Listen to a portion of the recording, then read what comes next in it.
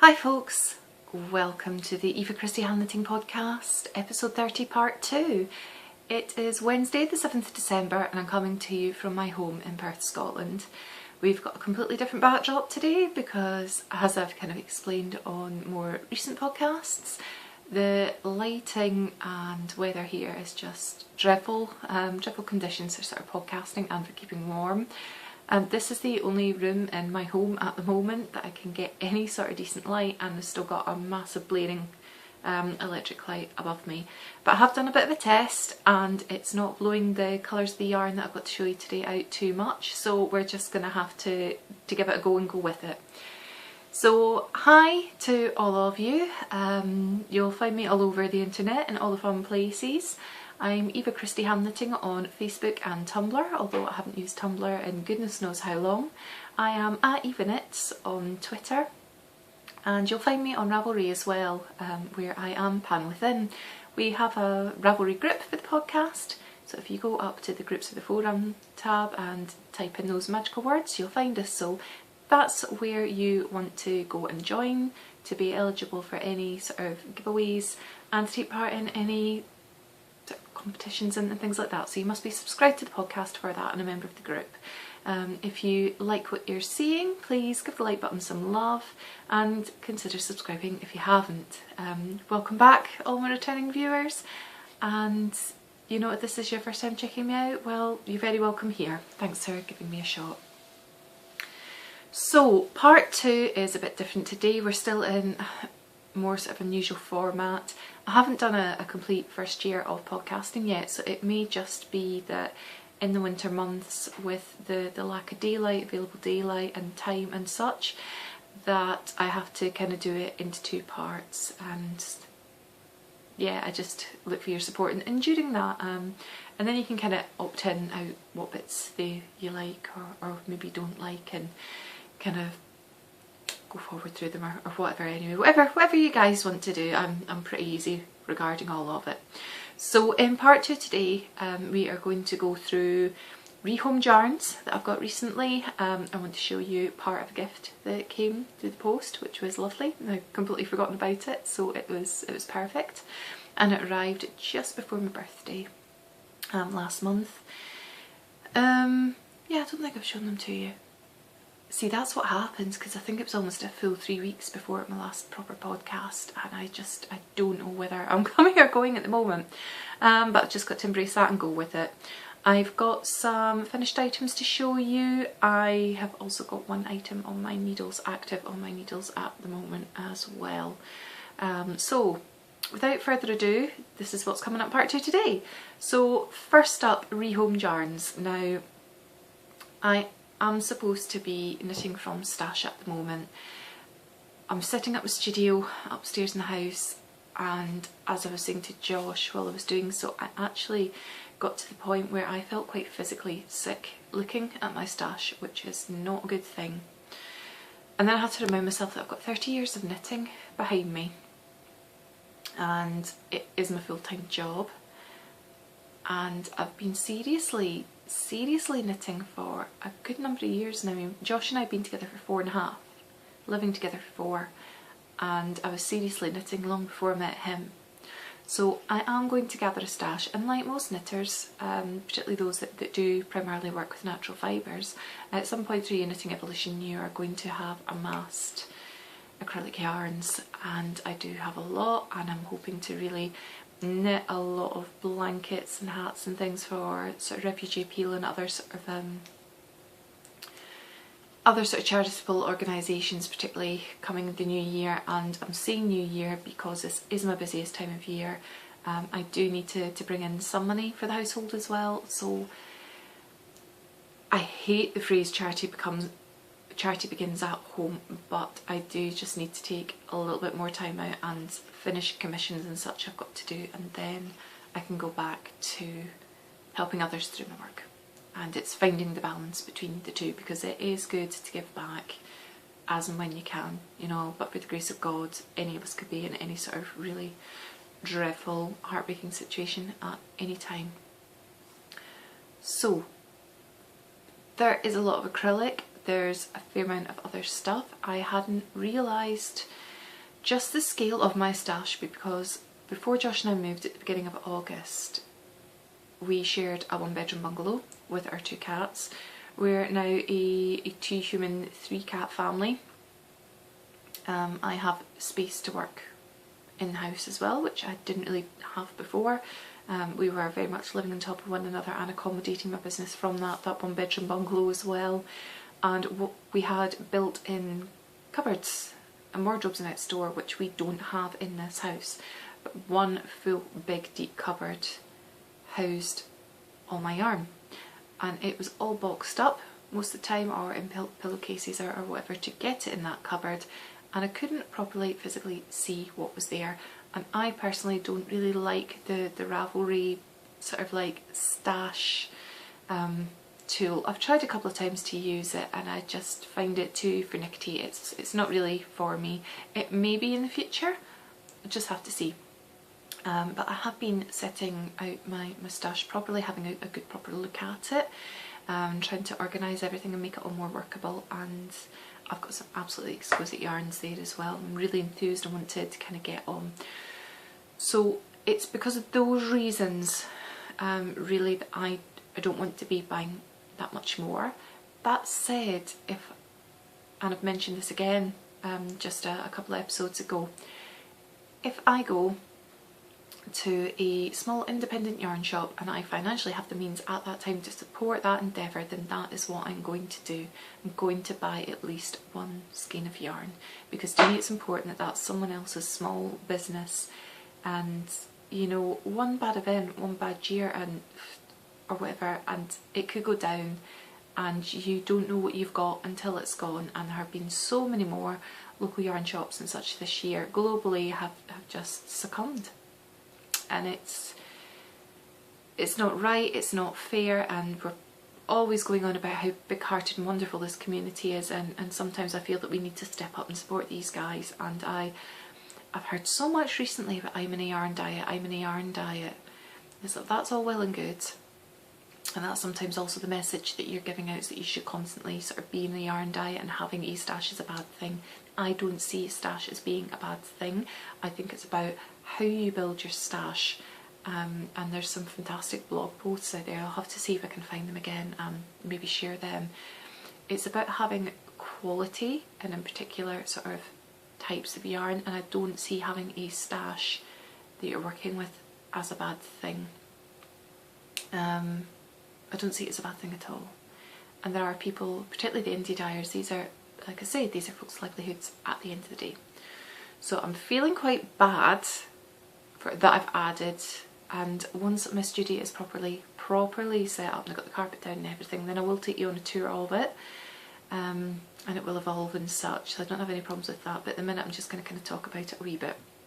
So I have added to it. I was quite restrained while I was in Edinburgh, and I've had a few come in as gifts as well, and I'm very, very grateful for those. That's very, very kind.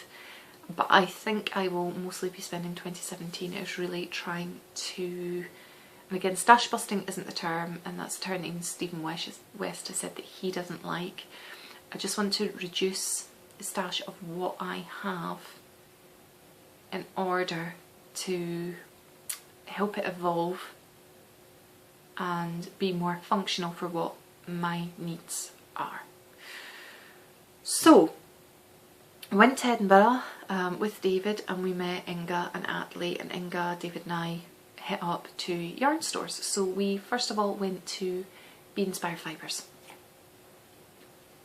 which I believe is in the Marchmont area, and I had to get this because look at what it is, folks, and I never pronounce it correctly. It's the yarns of Richard de Vries, I think. I love this yarn. I had to have it. I wanted 2 skeins. They only had one in this colourway, and it had to be this colourway because I kept deliberating about it. I'm going to try and get the best view that I can without totally blowing everything out. Now, Richard de Vries originally was one of the yarn designers and dyers behind Koigu, and they are really quite famed for their speckled yarn, so he is one of the first to do it. This is not a cheap yarn, it is a Canadian import. I have never ever seen this yarn in the UK before. It is really quite expensive to get it imported in. But this, yeah, this is special. I would have loved to make a pair of socks out of it, but it's not going to happen with one. I may end up striping it as opposed to colour blocking. It just hasn't hit me what the right thing to do with this is yet. The colourway is Wilder Shores and it's from Dye Lot 9. And we've got, yeah, it's 100% merino yarn, 206 metres, so it's 65 grams. It's not 50 grams, it's 65 grams. And although I've now taken the tag off, I believe this is about £14 UK, which is a lot for I was going to say 50 grams, it's not for a 65 gram skein of yarn. It is very much up the upper end. It may indeed, in relative terms, be the most expensive skein of yarn I have ever bought. But it's beautiful. It's absolutely beautiful and I regret nothing. So we've got that, and then we went to Ginger Twist Studio, which is on the London Road in Edinburgh. So there's Jess, lovely Jess's card. And I got two skeins from there, so I'll show you this one first. This is Ginger's hand-dyed Pin-Up Sport. In the colour, I got the navy blues. It's 100 grams, which is 300 metres, and it's an 80-20 mix of 80% superwash merino wool and 20% nylon. I love this colour. I'm very, very drawn to these sorts of shades, these sort of navy colours at the moment, and it does, it's kind of semi-solid sort of tonal, so it does have sort of blacks through there as well. I think that's probably the best representation, but it's a much richer blue. There we go, much richer blue in it as well. I think the camera's probably showing it as really quite black, and it's not as black as that. It's beautiful. I showed it to Josh and he immediately went, whoa, which is great because I was thinking that it might be pretty awesome in some socks for him in the near future. Again, I think 2017 is going to probably be a year of socks for me. I know a lot of people are all socked out because of Kirsten from Yarngasm's Box of Socks Cal. I'm not going to get to that 12 pairs of socks person in a year. I've had some socks to do for other people and I've thoroughly enjoyed that. And when I started podcasting, I had knit a pair of socks before, but not in the sort of styles and things that I'm doing now. And I said that life was too short to be knitting socks, and to a certain extent, yes, I do think it is, but I enjoy working with the thin yarns and investing time. And I've evolved as a knitter again, even since just podcasting. I think I started sort of, it was after Edinburgh Yarn Festival this year, so I think it was about April. I have evolved as a knitter. I've got a couple of sweaters or cardies I want to do this year for me, and I've got these blankets and things I want to do, and I'm not really planning out what I want to do, but I have an absolutely beautiful stash of sock yarns, and I'm a bit shawled out on using some of these self-striping sock yarns for shawls. So I think socks is a good way to go. My Reynolds is really bad. I'm finding a difference from wearing hand knitted socks, and I believe very much in the slow fashion movement, and I like the idea of investing more in a handmade wardrobe for myself. And I think one sort of lifetime thing that I would like to look at is that in the future I don't buy any more socks for myself, instead I make them all. So watch this space because it could possibly change, but I quite fancy making a couple of pairs of socks for Josh as well, and he likes this, so I could stripe something in. But saying that, it also goes beautifully with this other skein I picked up at Ginger Twist. Yes, you're right, and I'm hoping that it is just showing up right kind of as I see this. It's Pooh Bear Yellow. I just saw this and thought, oh, it's Pooh Bear. I love Pooh Bear. This is Ginger's hand dyed in Swell You Sock. The colour is Honey Pot, so I was right. It's 100 grams, which is 365 metres in this case, and we have 80% superwash merino and 20% nylon. This is amazing. Love it. But it would strike brilliantly with this, even though, woo, just throwing it away, this is slightly thicker, this is a sport weight, this is a 4-ply, the colours are amazing. I didn't realise actually, until I was sorting out my stash and things, that the green brioche cowl I was supposed to be knitting this year that I am ripping back. It was the first time doing brioche, and then it's very yarn intensive, and I got in touch with Isolde, and Isolde very kindly found another scheme for me after I'd bought one from her at Edinburgh Yarn Festival. I was looking at it, it's like, well, what is that blend? And I found out that actually it's Cormo. I have Cormo in my stash, which a few of the other podcasters are talking about in a minute and just going crazy for Cormo. And I have some and I didn't realise it, and it's sport weight. I'm not sure how well it would wear up, so I'm going to have to look into it a bit more, but can you imagine some of that green Cormo, lovely rich moss, ferny, but it's still quite light. It's more for a chartreuse actually, green with this. In socks for my beloved. Yeah. So possibilities, because I don't have a huge amount of sport weight. That said, I've got 2 gifts here, so I'm wondering where to go. Because I'm still on the topic of sport, I'll go with Kirstie's. So Christie, who is a Little Bee Podcast, very kindly sent me a wee gift not so long ago. And there are a few things in it, and I'm not going to show you everything, but she sent me some of her prints of photos, which are absolutely gorgeous. And she sent me a skein of yarn as an apology for a hold up with a little handmade swap that we were doing. So she sent me this. So this is Colomertry, I think that's how you pronounce it.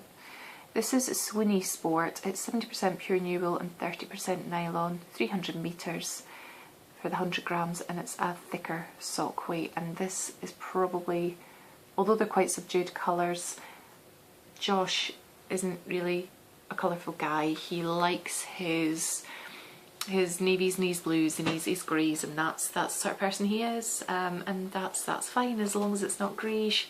I can live with it. Yes, look at these colours, they're probably a wee bit bright, but that's fab as well, and very, very kind of you, Kirsty, and you didn't need to do that at all, but very grateful that you did. And these arrived. I love these. I have been getting an awful lot of wear out of these. This Oro! And he's got his umbrella, and it's raining, and there's the soot sprites on the inside. Oh, and there's the little Totoros.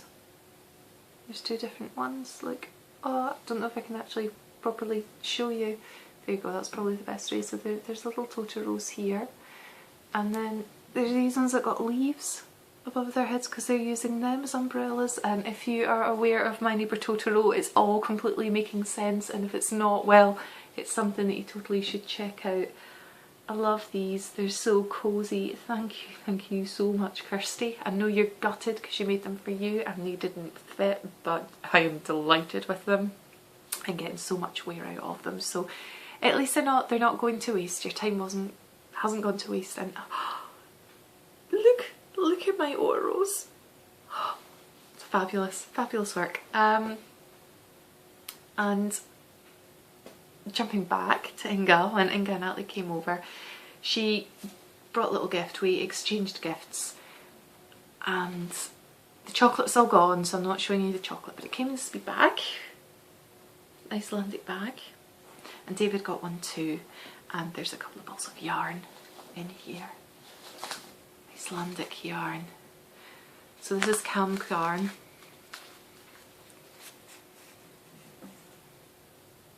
And the colours are pretty well represented here, although the light's shining down in this. It's probably more of a sort of a claret sort of shade as opposed to, yeah, more of a claret sort of shade as opposed to the bright red that it's showing on screen at the moment. These are not named, they are numbered. They are part of the Lope brand. It's 50 grams, 150 metres in each. That would make it about double knitting. No, actually this is probably sport as well. Here's me talking about not really having much stash in sport, and I would say it's saying between a 3 and a 4mm needle, so I would say that is sport in my world, although correct me if I'm wrong. That might work actually. Aha, ideas.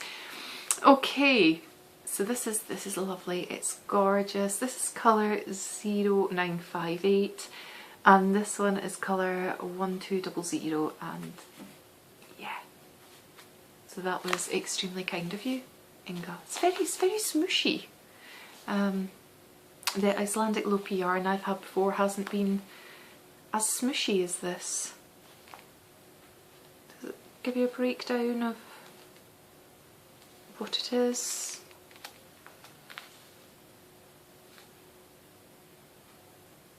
No. Pure new wool, so it must be 100% wool. Icelandic wool. So those are rehomed yarns. Aren't they amazing? Right. I'm showing you my total row mittens, so I'm going to show you some finished items I've got as well. So first up, this was almost done last time I spoke to you. I'm going to pop it on.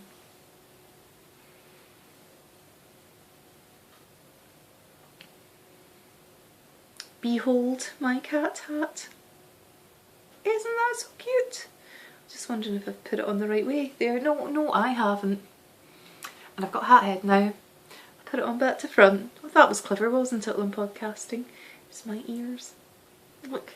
Behold my ears. It's pink. Yeah. Cat hat. What else? There are no words, are there? So cute.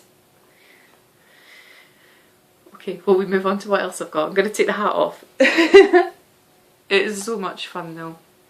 It really is a lot of fun, that hat. So the other item that I just got finished before I started podcasting were the festive sock swaps that I've organised between podcasters.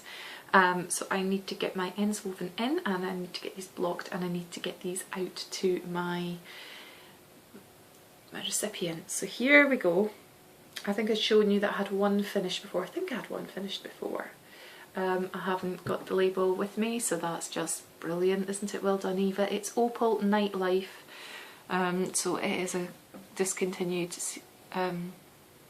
colourway. It's something I've had in my stash for a little while, just looking for the perfect opportunity to use it. They aren't, they're not supposed to match, but I'm looking at them now and thinking, actually, I think they might just about near enough match. Okay, that wasn't planned. Brilliant. I have done contrast cuffs and toes on these. There is your traditional slip stitch heel, heel flatten gusset, and I've just kept that in the same main sort of opal yarn. But the cuffs, and it's not coming at all well now, and the toes, which are more of a carroty tangerine orange, is my Milton Moglet Dyeworks yarn. So it was nice to be able to do that. It's the first time that I've ever worked with my own hand dyed yarn. Sorry, there's glare and there's all sorts now. It's really not good, is it? But yeah, those are my socks for my swap partner, and I'm really quite chuffed with them, and I hope you like them. Sorry, I didn't even check before I came on. It's, yeah, they near enough about match, and it wasn't planned. Perfect. And I didn't even measure off anything before I started knitting. That's pretty epic. I think that's pretty epic. So they're done. I have one other active item on my needles because I had to put the other pair of socks I'm knitting for someone on hold, because really they could be done on Christmas Eve and it would be fine. It won't be because I'm on the second sock anyway.